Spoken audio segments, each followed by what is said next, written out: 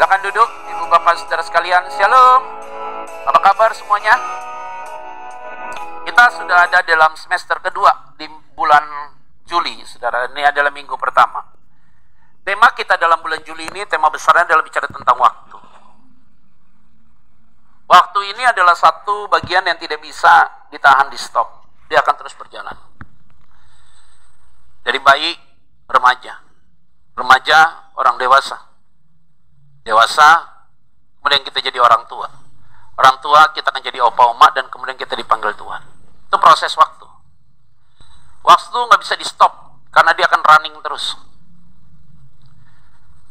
Nah, dalam waktu itu kan banyak peristiwa.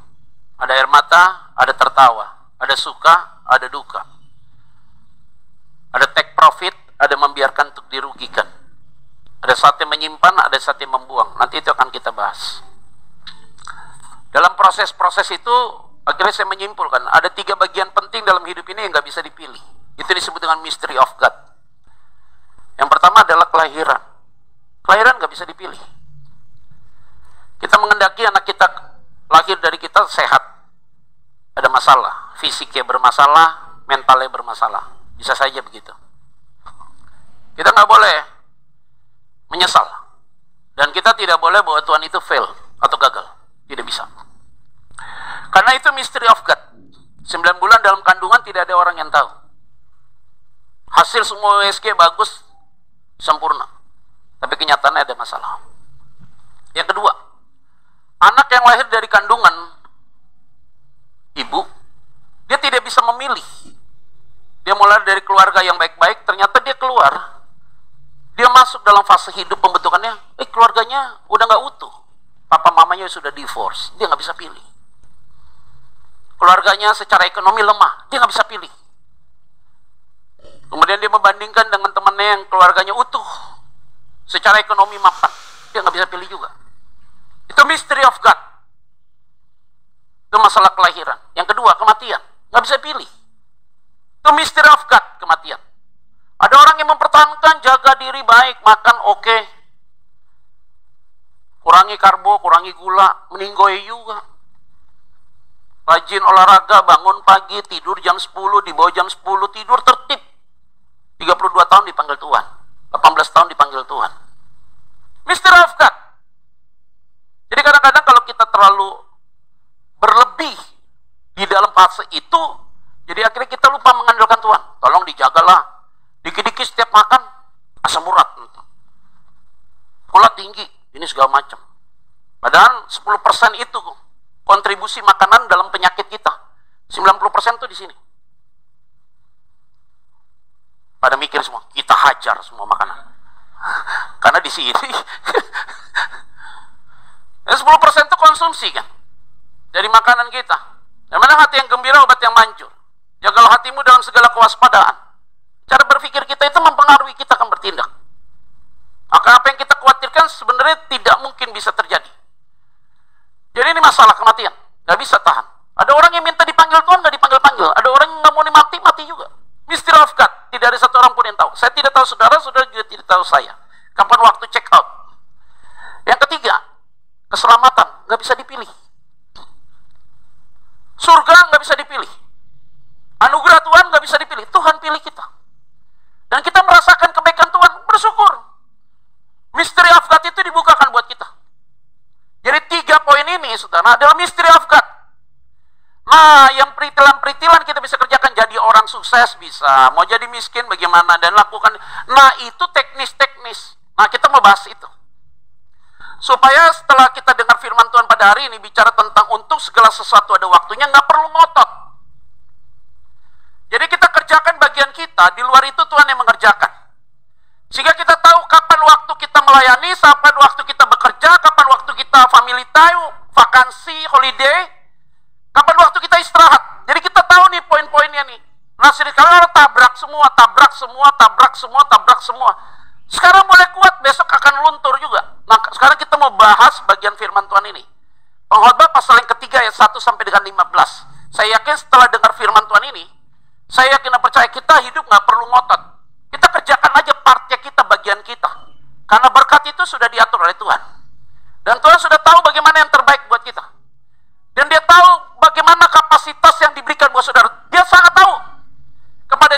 begitu juga yang saudara belum menikah, Tuhan tahu nanti orang yang cocok buat kamu. Pasti Tuhan kasih nanti yang cocok buat kamu. Tapi kalau sampai nggak dikasih Tuhan, memang Tuhan juga tahu kamu layak memang hidupnya cuma sendiri doang. Maka ada yang selibat. Kenapa orang tidak mau menikah? Panggilan. Kenapa panggilan? Karena Tuhan tahu dia mampu hidup sendiri. Kenapa saya harus menikah? Karena Tuhan tahu saya nggak mampu hidup sendiri. Maka saya butuh dia. Dan dia butuh saya. Oh, Tuhan sudah tahu. Tuhan sudah tahu size kita. Tuhan sudah tahu size kita. Dan Tuhan sudah tahu untuk menemukan antara skrup dan baut. Bagaimana caranya udah tahu, dia udah ngerti. Nggak usah dia cari-cariin. Jadi kalau kamu pakai sepatu size 41 yang kanan, pasti yang kiri juga 41. Nggak mungkin 42. Cara Tuhan tuh sudah tahu part-partnya bagaimana. Jadi kita nggak perlu ngedikte Tuhan. Maka hari ini, mulai belajar taat dengan apa yang Tuhan mau. Yang setuju katakan, berikan tepuk tangan ya. Pengkhotbah 3 ayat yang pertama, untuk segala sesuatu ada masanya. Tahu nggak kata masanya itu apa artinya? Periode, season. Ini ada masanya nih. Ya, jadi sekarang masanya saya. Jadi ada masa-masa di mana saya sebelum jadi gembala, jadi pembicara tamu di mana-mana, itu masa saya. Tahun 2015, tahun 2015 sampai tahun 2000 sebelum pandemi 2019. Waduh, itu masa saya tuh. Saya merasa begitu. Kenapa saya dipanggil Tuhan untuk jadi gembala? Ya ini masa saya 3 tahun sebelumnya. Kenapa nggak 10 tahun? Kenapa nggak 5 tahun yang lalu? Mungkin belum cocok.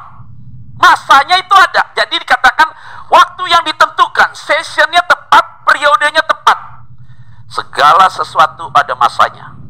Kalimat berikutnya, untuk apapun di bawah langit ada waktunya, timingnya. Jadi dalam masa periode itu atau masa season itu, nah di dalam masa periode itu, di jeroan-jeroan isian ini, itu yang disebut dengan waktu. Kairos, waktunya Tuhan.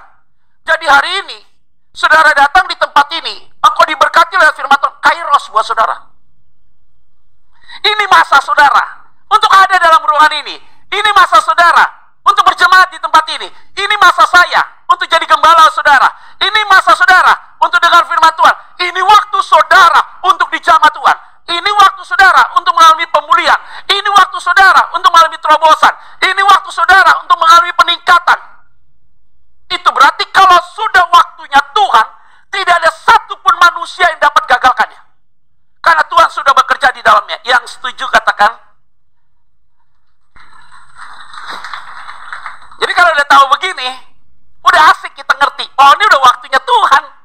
Kalau udah satu waktunya Tuhan, nggak perlu pakai gaya kungfu, nggak perlu pakai strategi, nggak perlu pakai cara. Laksanakan saja. Kalau sudah waktunya Tuhan, kita nggak bisa mundur, kita nggak bisa maju, tapi dipaksa untuk still dalam satu titik. Kalau sudah waktunya Tuhan, kita akan ditarik oleh Tuhan. Kalau sudah waktunya Tuhan, tidak ada satu orang pun dapat menggagalkannya. Kalau sudah waktunya Tuhan, pintu itu dibuka, nggak ada satupun yang dapat menahannya.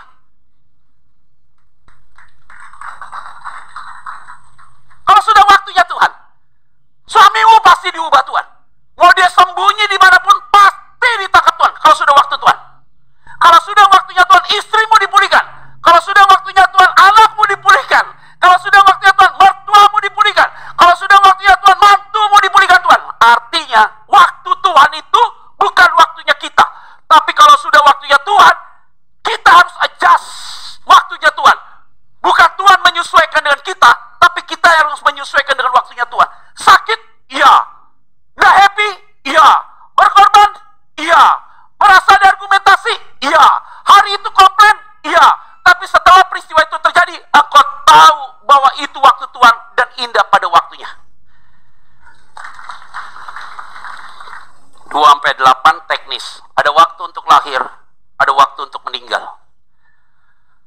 Jadi semua yang ada di dalam ruangan ini, kalau sudah waktunya check out, check out. Tapi wajah-wajahnya 120 tahun. Ada waktu untuk menanam. Ada waktu untuk mencabut yang ditanam. Satu dokter versinya, kalau kamu bangun pagi, insulinmu mulai bekerja, maka gula darahmu pasti naik kalau pagi hari. Maka kamu jangan mengkonsumsi karbo terlalu banyak. perbanyak protein, kata dokter yang satu. Banyakin telur, kalau makan ayam dadanya aja. Tapi dokter yang satu bilang, kalau pagi hari insulinmu lagi naik, gula darahmu lagi tinggi, kamu harus sarapan. Karena waktu kamu sarapan, maka metabolismemu akan bekerja dengan baik sepanjang hari itu. Tapi sebelum kamu tidur, kalau bisa jam 6 waktu terakhir makan, karbonya less karbo, high protein. Kata dia begitu. Jadi kalau ngikutin mereka ini, siapa yang benar? A apa B? Jawabannya cuma satu, capek. Waduh, ini panjang lebar nih. Jadi kita tahu nih posisi-posisinya. Benar ya, kata Alkitab itu dengan benar ya. Jadi memang benar antara wisdom, hikmat dan pengertian itu bagaimana? Maka dikatakan tadi jelas. Ada waktu untuk menanam, ada waktu untuk mencabut yang ditanam. Benar itu. Jadi waktu menanam, kapan cabutnya? Nah, proses waktunya itu tuh. Sampai dicabut ini kapan waktunya? Ya waktu yang tepat. Ditanamnya sekarang, kapan dicabutnya? Memang kalian tahu nih, tunggu waktunya. Masanya itu harus kelihatan periodenya. Oh, ini sudah waktunya untuk dicabut. Dicabut. Kalau sudah waktunya. Ada waktu untuk membunuh. Ada waktu untuk menyembuhkan. Ada waktu untuk merombak. Ada waktu untuk membangun. Ada waktu untuk menangis. Tapi ada waktu juga untuk tertawa. Jadi kalau hari ini ada yang nangis, kamu nggak mungkin nangis terus. Nanti ada saatnya kamu tertawa. Tapi kalau saat ini kamu tertawa terus, nanti ada saatnya kamu akan menangis. Itulah. Hebat ya firman Tuhan ya. Ada waktu untuk meratap, ada waktu untuk menari, ada waktu untuk membangun, membuang batu, ada waktu untuk mengumpulkan batu, ada waktu untuk memeluk, ada waktu untuk menahan diri dari memeluk, ada waktu untuk mencari, ada waktu untuk membiarkan rugi, ada waktu untuk menyimpan, ada waktu untuk membuang, ada waktu untuk merobek, ada waktu untuk menjahit, ada waktu untuk berdiam diri, ada waktu untuk berbicara, ada waktu untuk mengasihi, ada waktu untuk membenci, ada waktu untuk perang, ada waktu untuk damai. 3 poin. Apa itu? Yang pertama, hidup ini sementara. Ada fasenya. Hidup ini apa? Kalau hidup ini sementara, terus mau ngapain? Mau cari masalah? Sementara. Merasa hebat? Sementara. Merasa kuat? Selesai juga ntar. Ada waktunya. Jadi kalau kita ini sementara, kerjakanlah kita bagian kita. Paling hebat 70-80 tahun. Yang tulis siapa? Musa. Usiamu 70-80 tahun. Kalau kuat itu juga. Maka kita selalu bilang begini, lebih baik hidup kita itu jangan bilang quantity, tapi harus bicara kualitas. Kalau kualitas hidup kita jadi berkat buat pasangan kita, buat anak kita, buat cucu kita, nanti Tuhan tambahkan bonus 1 tahun lagi, 1 tahun lagi, 1 tahun lagi, 1 tahun lagi, 1 tahun lagi.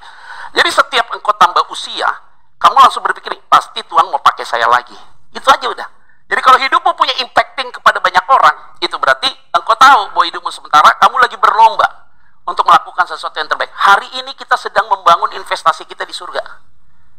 Dan kita akan menikmati kebaikan Tuhan. Bukan hari ini saja, tapi sampai kapanpun kita akan menikmati kebaikan Tuhan.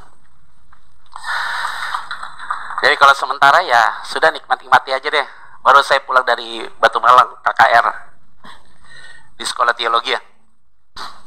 Waktu saya ambil sekolah teologi di situ S2 saya, setiap saya datang waktu saya dari anak-anak sekolah minggu ya, saya datang ikut kebaktian tahunan. Itu yang datang pasti dari seluruh provinsi, beberapa negara-negara datang ikut ibadah kebaktian tahunan gitu ya.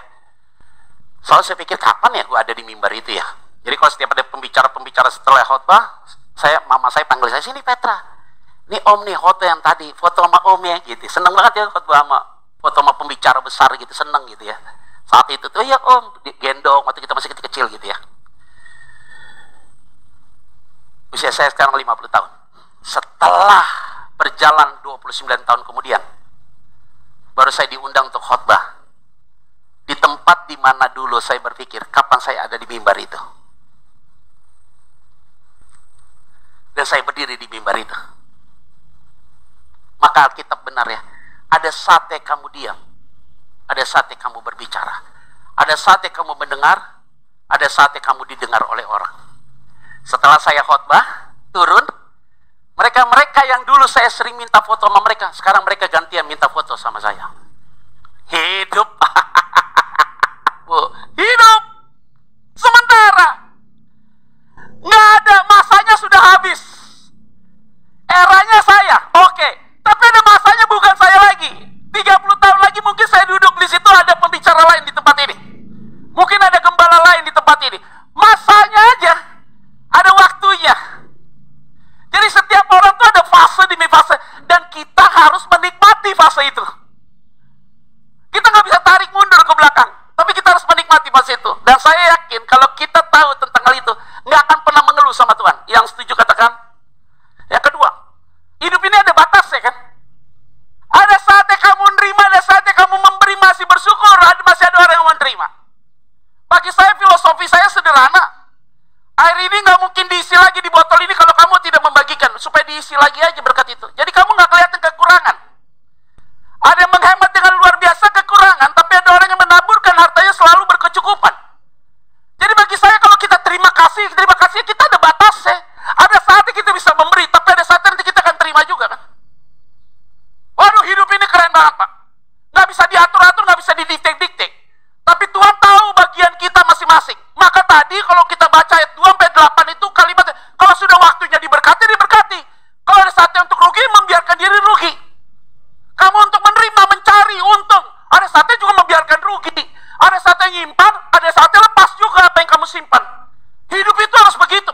Kalau kita nggak ada untuk give-nya, hanya mau terima doang, waduh repot kita. Maka semua yang hadir dalam ruangan ini masih ingat cara Tuhan bekerja dalam hidupmu di masa lalu, dan sampai hari ini kamu tidak merasa menyesal. Waduh, itu orang begitu tidak akan pernah hidupnya itu menyesal ikut Tuhan.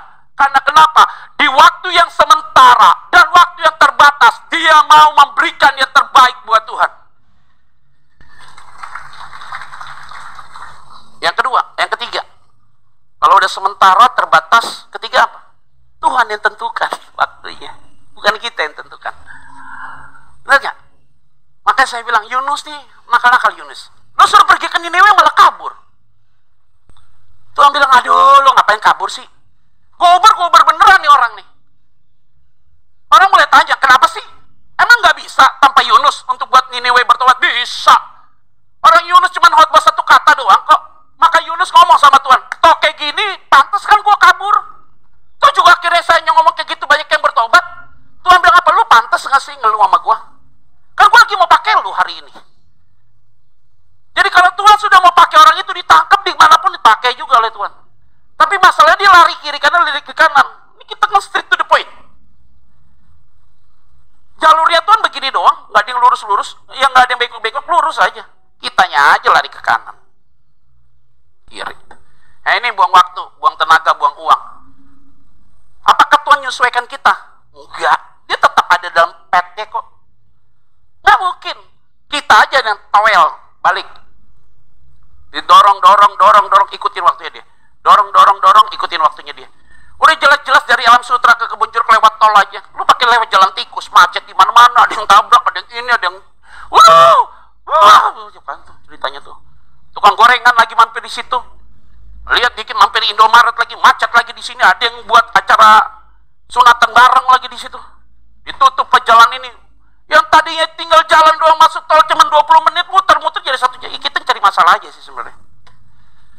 Balik-balik, mana ada sih Tuhan yang ngikutin kita terus dia ikutin jalan kita? Nggak mungkin. Kita kalau salah jalan selesai. Itu kalimatnya masuk dalam rencana Tuhan begitu. Maka semua yang hadir dalam ruangan ini nggak usah terlalu capek untuk ngurus yang lain. Nikmati aja yang hari ini ada. Tuhan tahu yang terbaik buat kita. Dan kayak bangsa Israel, aduh ngeluh jalan, lihat laut Teberau. Lihat laut Teberau ini bagaimana, gua nggak bisa lewati. Tuhan bilang ambil tongkat, belah. Haus, oke, ada marah, lempar kayu, tek. Air yang pahit jadi manis, selesai. Aduh gua haus lagi nih, dikasih 12 mata air, 70 pohon korma. Aduh gua lapar, dikasih mana loh. Aduh gua panas, dikasih tiang awan. Aduh gua dingin, dikasih tiang api. Apa sih kurangnya? Haus lagi, lihat tuh batu, pukul, keluar air. Menikmati, tetap aja sungguh-sungguh. Oh Tuhan bilang ini yang kayak gini nih capek punya nih orang-orang ini. Maka generasi Musa semuanya mati. Yang masuk ke tanah perjanjian cuma 2 generasi, second generation. Siapa? Yosua sama Kaleb. Musa nggak masuk, anak buahnya nggak masuk, satu generasi hilang masuk dalam proses Tuhan. Makanya hari ini, ingat baik-baik nih, jangan sampai kita keputar-putar di area itu terus. Harus kita move on hari ini. Kalau tahu segala sesuatu adalah waktunya yang terbaik dari Tuhan, maka saya yakin dan percaya Tuhan tidak pernah salah untuk menentukan saudara. Yang setuju katakan. Maka di ayat 13, dan bahwa setiap orang dapat makan, minum, dan menikmati kesenangan dalam segala jerih payahnya. Itu juga adalah pemberian Allah. Bersyukurlah, masih bisa makan apa aja. Masih bisa makan cumi, puji Tuhan. Udang, puji Tuhan. Daging babi, puji Tuhan. Seluruh jenis makanan bisa dimakan, masih bersyukur kita hari ini. Ada orang punya segalanya, materinya banyak. Kasihan, gak bisa nikmati. Setiap makan diinfus. Makanya kita bersyukur ya hari ini ya. Masih bersyukurlah Pak, nikmati. Kalau kita masih bisa buat sesuatu yang hari ini, makan, minum, masih bisa menikmati, bersyukur. Pak, Bu, saya kasih tahu, usiamu berapa sekarang? 50 tahun, 60 tahun, 70 tahun, 80 tahun. Punya saving, uangnya banyak ya. Dan lalu kita ada ya, segala macam ya. Yuk gak bisa nikmati, rugi. Kamu juga harus nikmati dong. Nikmati waktunya liburan. Waktunya pelayanan. Saya nggak apa-apa waktu liburan, saya bilang kalau waktunya liburan panjang, lagi long weekend gitu, lagi holiday gitu, saya bilang sama jemaat, pada liburan lah, nggak masalah, tapi setelah itu balik lagi.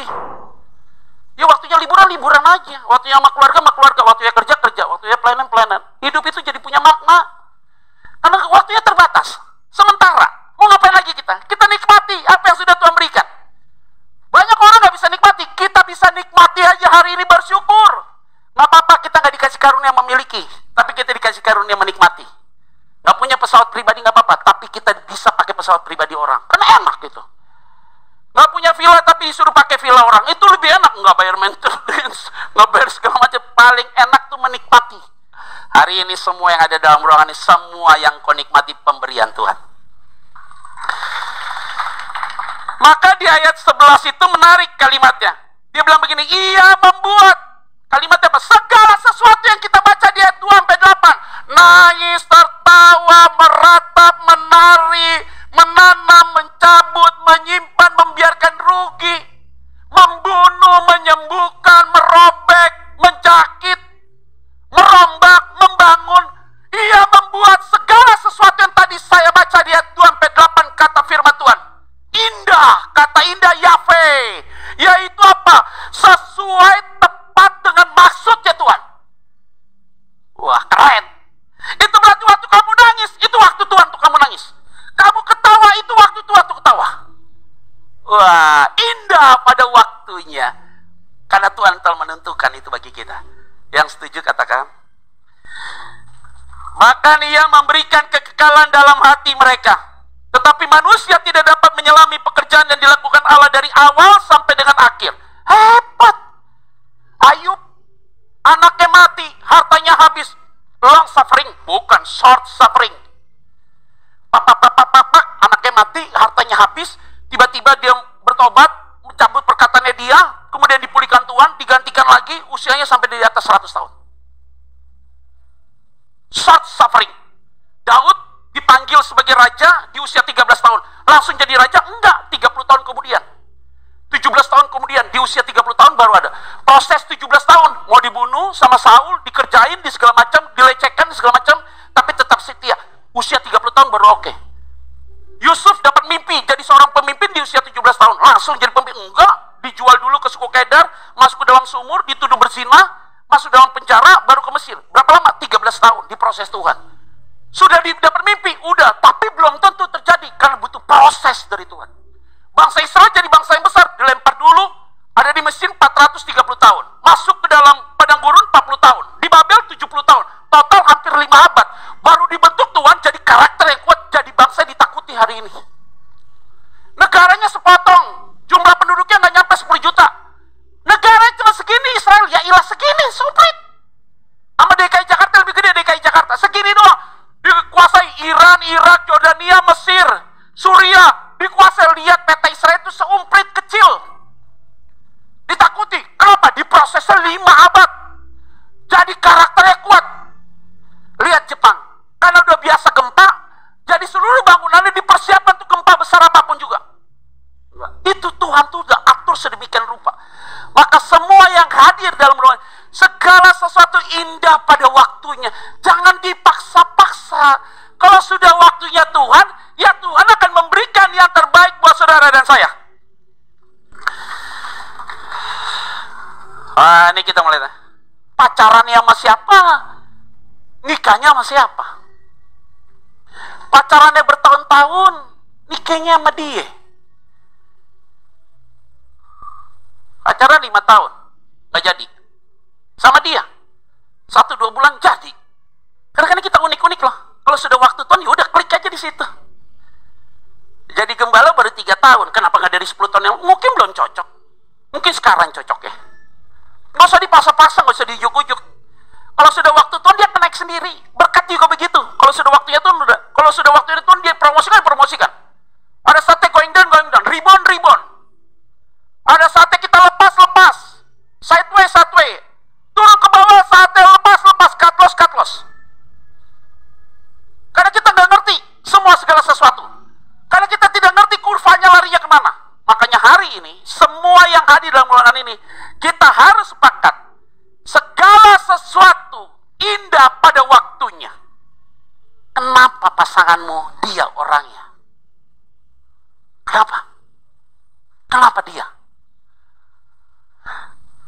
Kenapa kamu harus datang ke gereja ini? Kenapa kamu mau dibentuk di dalam gereja ini? Kenapa? Waktu Tuhan. Kenapa saya ketemu sama saudara? Waktu Tuhan. Saudara ketemu saya, bangga. Saya ketemu saudara, bangga. Ujungnya apa? Tuhan dipermuliakan.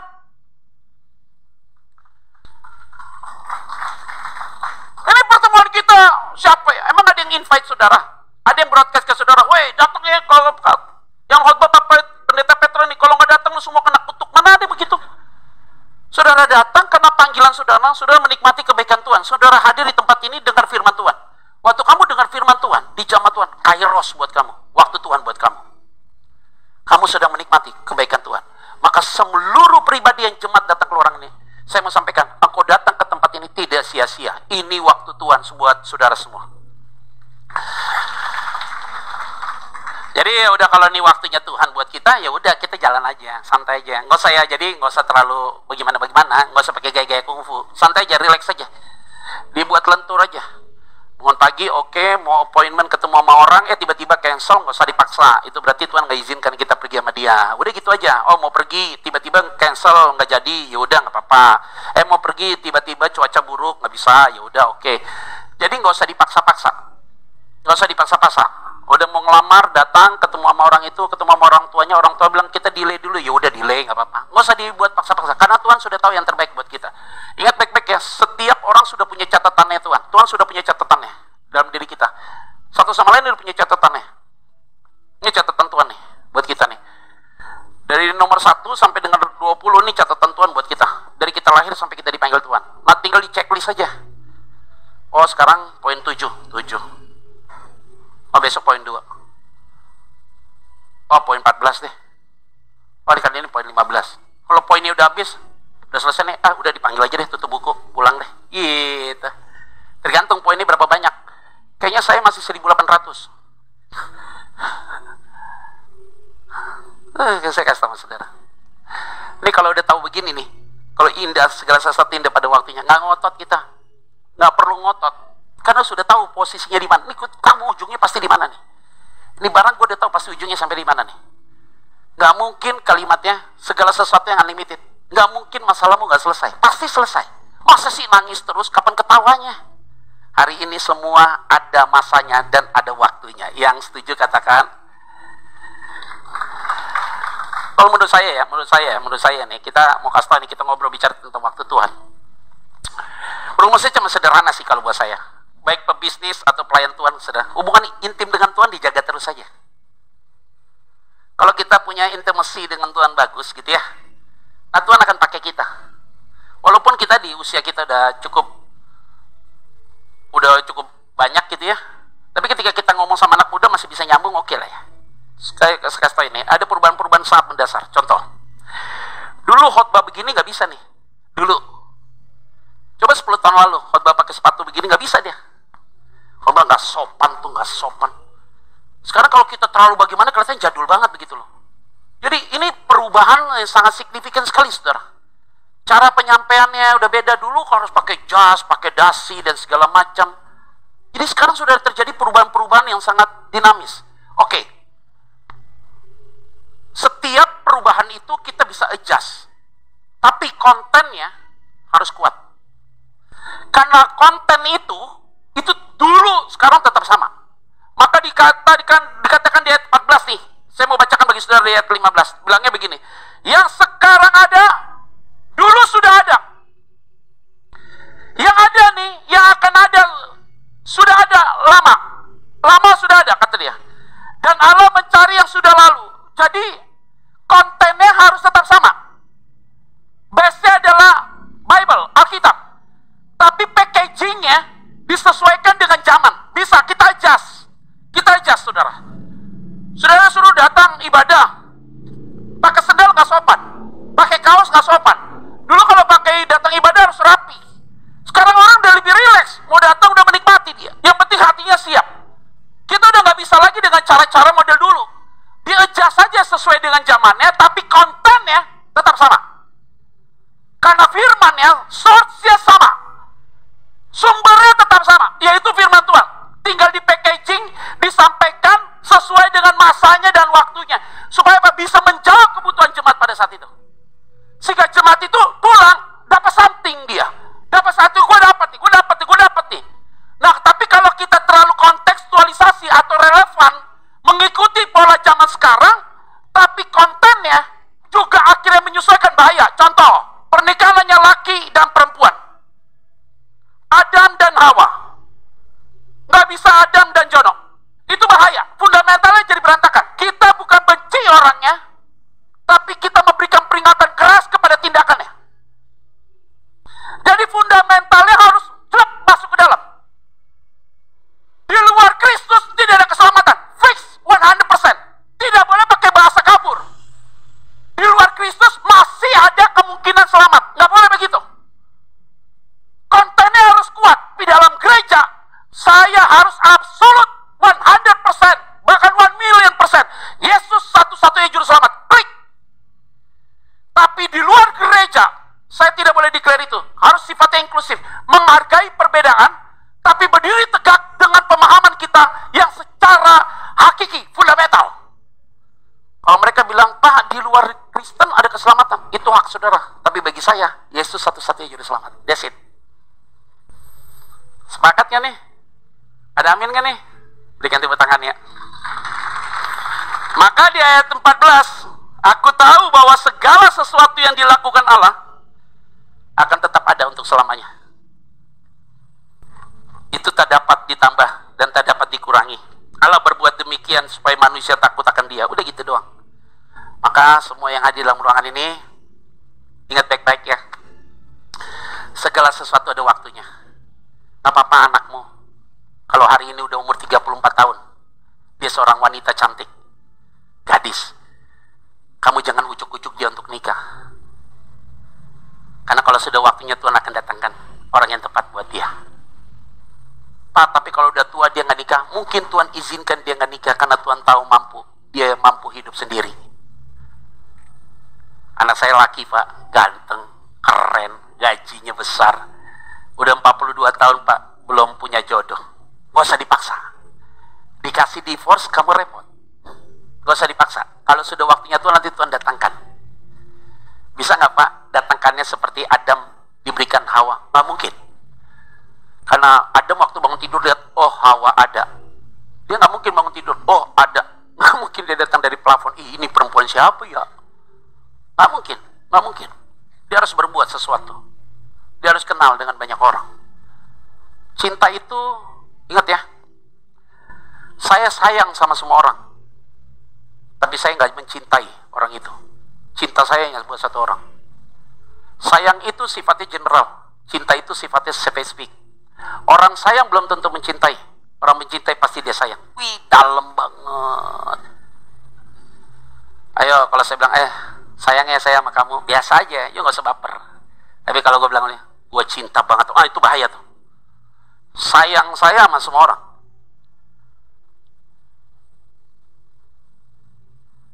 Filia saya untuk semua orang, eros saya untuk dia, agape saya mengikuti di dalamnya. Ya.